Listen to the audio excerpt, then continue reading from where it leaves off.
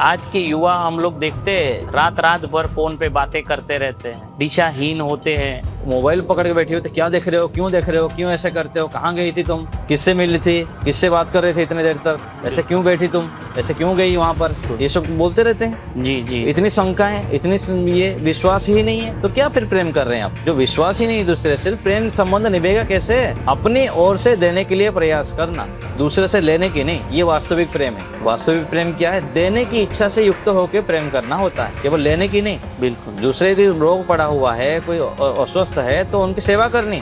कई बार क्या होता है, उसने पति ही पत्नी की सेवा करी, पत्नी ही पति की सेवा करी, उसकी पैर दबा गया, तुम भी पैर छुओ ना पत्नी के, तुम भी पैर दबाओ। बिल्कुल।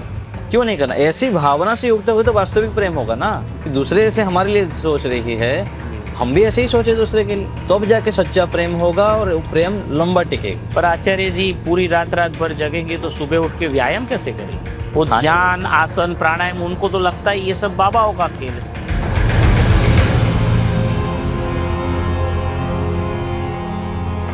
नमस्ते दर्शक मित्रों, मैं प्रतीक आज कुछ ऐसा विषय लेकर आए हैं जो किसी ना किसी के युवा समय में किसी ना किसी को एक बार जरूर अपने जीवन में सामने आया होगा। आचार्य जी, आज हम ये जानना चाहते हैं कि जब व्यक्ति युवा होता है तब उसको प्रेम संबंध होता है।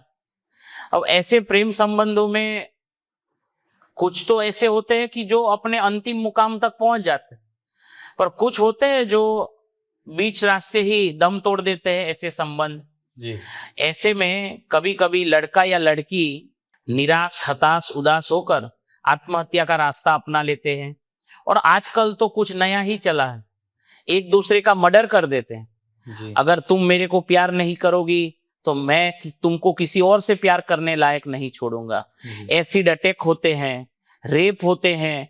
तो ये सब क्या अराजकता फैली हुई है देश में, और ये क्यों हो रहा है? इन सब का कारण है माता पिता अच्छे संस्कार नहीं देते हैं, और कई सारे सामाजिक स्थितियां भी हैं। माता पिता अच्छे संस्कार देते भी हैं, लेकिन सामाजिक ऐसे गतिविधियां हो चुकी है, स्कूल में, आस पड़ोस में हमारा परिवेश इतना दूषित हो चुका है कि वो व्यक्ति ना चाहते हुए भी उसमें फंस जाता है और चाहकर भी बाहर नहीं निकल पाता है। आचार्य जी, ऐसा हो गया है कॉलेजों में जिस लड़के का या लड़की के बॉयफ्रेंड गर्लफ्रेंड नहीं होते हैं ना, उनको तो मतलब जैसे बाहर निकाला दे दिया जाता है, उनको साथ में बिठाया नहीं जाता है। अगर आपको ग्रुप में रहना है तो आपका बॉयफ्रेंड होना चाहिए, आपको ग्रुप में रहना है तो आपकी गर्लफ्रेंड होनी चाहिए, वरना आप हमारे स्टैंडर्ड के नहीं है। ऐसी समस्याओं की वजह से जो बच्चे सही संस्कार पाके भी आए हैं कॉलेजों में, वो भी दूसरे रास्ते पे लग जाते हैं। यहाँ पर सब कुछ होगा यदि आप अच्छे मार्ग पर चलेंगे, सत्य के मार्ग पर चलेंगे, न्याय के मार्ग पर चलेंगे, अच्छे बनने के लिए प्रयत्नशील करेंगे, तो यही तो आपको मजबूत कराएंगे। जी। मौजूद होने के लिए आपको अच्छा यदि बनना है तो इन सबको सहन करना पड़ेगा, इन सबको आपको पार करके आगे बढ़ना पड़ेगा। तो इस स्थिति में दोनों को, चाहे लड़का हो चाहे लड़की हो, अपने आप को मजबूत बनाना चाहिए, अच्छे पुस्तकों को पढ़ना चाहिए, अच्छे जीवनी को पढ़ना चाहिए, अपने पढ़ाई में ध्यान दें।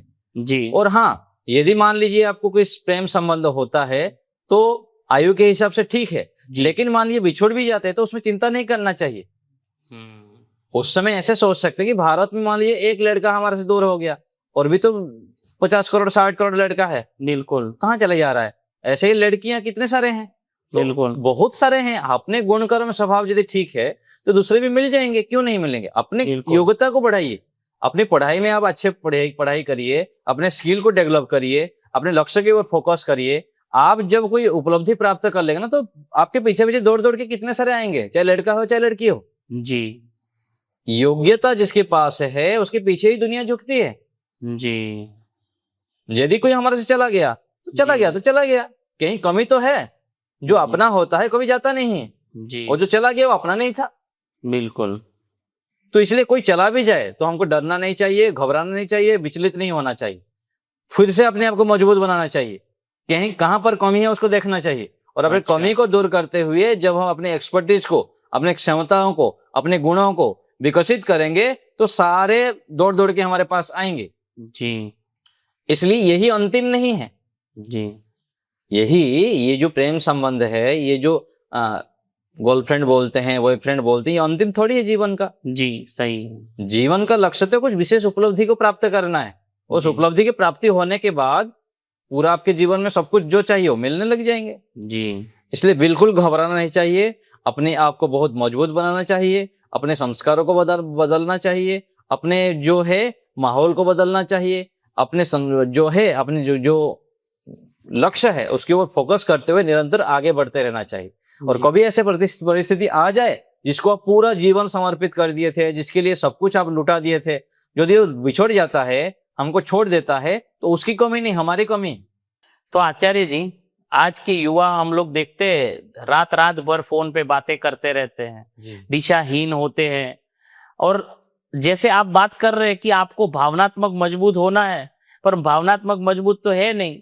देखिए, युवा आयु है, जवानी होता है ना, जवानी में ऐसे होता है, रात रात बात करना है, अलग अलग प्रकार से समय बर्बाद करना है, ये सब ठीक है, एक सीमा तक ठीक है जी कुछ दिनों तक ठीक है, लेकिन लगातार इसमें बह जाना और अपने लक्ष्य को भूल जाना ये हानिकारक है।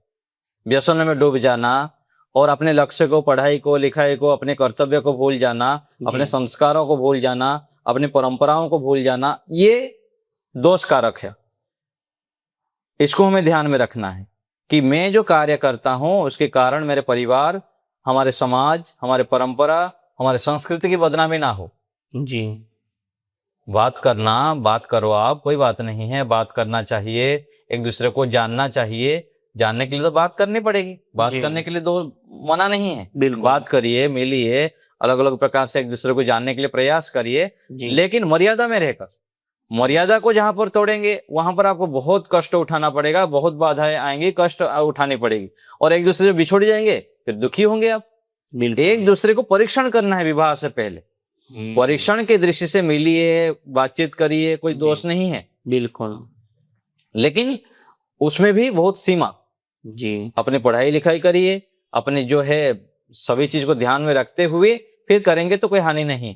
जो युवा भावनात्मक रूप से कमजोर होते हैं जी पर उनको प्यार, जो आज की भाषा में बोलते हैं, प्यार हो गया है जी और वो अपना जीवन उसी में गरकाव कर रहा है, वो किसी व्यक्ति से इतना जुड़ गया है कि उनके दूर जाने के ख्याल तक वो मरने तक की सोच लेता है। जी। तो फिर ऐसी स्थिति में उस व्यक्ति को अपने आप को मजबूत कैसे करना है? मजबूती के लिए आपको आध्यात्मिक क्रियाकलाप करनी पड़ेगी, ध्यान करना पड़ेगा, व्यायाम करना पड़ेगा, प्राणायाम करना पड़ेगा, दौड़ लगाइए। यदि आप कोई भी शारीरिक एक्सरसाइज नहीं करते हैं, शरीर से पसीना नहीं बहाते हैं, कोई भी आध्यात्मिक क्रियाएं नहीं करेंगे, तो ये स्थिति आएगी आएगी आएगी, जरूर आएगी, इससे आप बच नहीं सकते। यदि व्यक्ति की बुद्धि ठीक काम नहीं करेगी तो उल्टी बुद्धि से काम करेगी, उल्टी बुद्धि से काम करेंगे तो दुर्घटना तो होगी। जी इसलिए बहुत सावधानी से चलना पड़ेगा, नहीं तो बहुत दुख भोगने के लिए तैयार रही। प्यार करना मना नहीं है, प्यार करने के लिए, लेकिन अंधा प्यार नहीं होना चाहिए। अंधे होंगे तो फिर गड्ढे में गिरेंगे, गड्ढे में गिरे पेट टूटेगा और मर जाएंगे। मरने का समाधान है मरना, मर जाने के बाद अगले जीवन में, मनुष्य जीवन में नहीं मिलेगा, भयंकर नरक जीवन में मिलेगा। बिल्कुल, इतना अमूल्य शरीर मिला हुआ है, एक लड़की चले गए तो क्या दिक्कत है? जी भारत में लड़कियां कमी है क्या? विश्व में कितने सारे लड़कियां हैं, 350 करोड़ लड़कियां हैं, बिल्कुल, कन्याएं हैं, तो क्या दिक्कत है आपको? जी एक की जाएगी दूसरे आ जाएंगे, आप योग्य बने ना। जी। इसलिए अंधाधुन ये प्यार हानिकारक है। पर आचार्य जी, पूरी रात रात भर जगेंगे तो सुबह उठ के व्यायाम कैसे करेंगे? नहीं करेंगे तो हानि उठानी पड़ेगी ना। वो ध्यान, आसन, प्राणायाम, उनको तो लगता है ये सब बाबाओं का खेल है। कोई बात नहीं, यदि आपको ऐसा लगता है तो ठीक से चल के देखो ना तुम। बाबाओं का नहीं है, ऐसा नहीं है। यदि बाबाओं का होता तो आज भारतीय संस्कृति की बातों को विदेशों में क्यों अपना रहे हैं? योग के नाम पर जी ध्यान करते हैं, आसन करते हैं, व्यायाम करते हैं, तो ऐसा नहीं है। ये भी बाबाओं का काम तो अधिक समय लगाना। जी, आप कम समय लगाइए, कम से कम अपने स्वास्थ्य के लिए लगाइए, अपने समृद्धि के लिए लगाइए, अपने प्रसन्नता को बनाए रखने के लिए लगाइए। ये तो सबको चाहिए ना। बाबाओं के लिए केवल स्वास्थ्य चाहिए क्या? आपको स्वास्थ्य नहीं चाहिए? बिल्कुल, आप भी तो फिटनेस रहना चाहते हैं। आज बड़े बड़े हीरो हीरोइन देखिए, उन लोग भी योग करते हैं, उन लोग भी प्राणायाम करते हैं, उन लोग भी दौड़ लगाते हैं। बिल्कुल। तो ऐसा नहीं है, ऐसा बोलना पागलपन है, मूर्खता है। पर ये आज का युवा तो अभी अभी आचार्य जी न्यूज में हम देख रहे थे, जी जैसे कोई मूवी आया है सैयारा करके, तो उसको देख के लड़के कपड़े फाड़ रहे हैं थिएटर में, रो रहे हैं, सो ऐसे लेट के मतलब पैर पछाड़ रहे हैं। तो ये सब करने में और ये आप जो कह रहे हैं उसमें कहाँ आज के युवा तालमेल बिठाएंगे? ये सब पागलपन है, मूढ़ता है, अज्ञानता है। ऐसे करके उन लोग अपना ही मूर्खता उल्लू सीधा करना चाहते हैं।